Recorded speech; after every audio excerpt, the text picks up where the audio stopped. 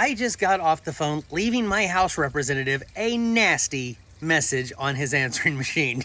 I understand that the red hats all throughout society don't understand how the Constitution works and that they proudly just speak out on things without having any information whatsoever. But to have a United States congressman say something like this is pretty much unforgivable.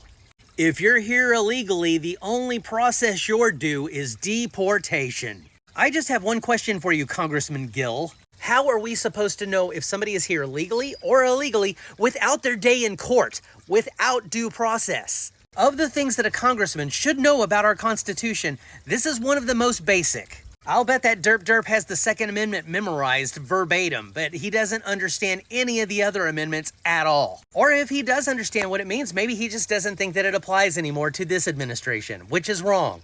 Either way, he is failing to live up to his oath of office to the Constitution, because you don't take an oath of office to the president. So in that message to him, I told him that I thought he was an embarrassment and I'm really ashamed that he is representing me, and I really want him to step down because he doesn't seem to understand his job at all. I may have also thrown in a couple of F-bombs and a goddamn.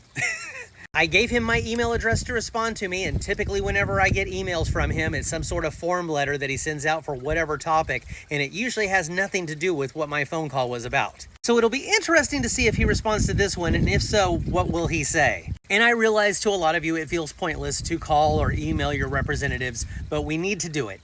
We need to have a record of how we feel so that they can actually know what the public thinks about their job in office. Because if they're doing a good job, that phone doesn't ring. If they're doing a poor job, that phone is ringing off the hook. And if you're neurodivergent like me and you don't like talking on the phone, you want to get a voicemail, call after hours or on the weekends. But it is very important to have your voice be heard, because if they don't hear from you, they're just going to assume what they're doing is great. Or at the very least, it's fine and you don't care, you'll just let them get away with whatever.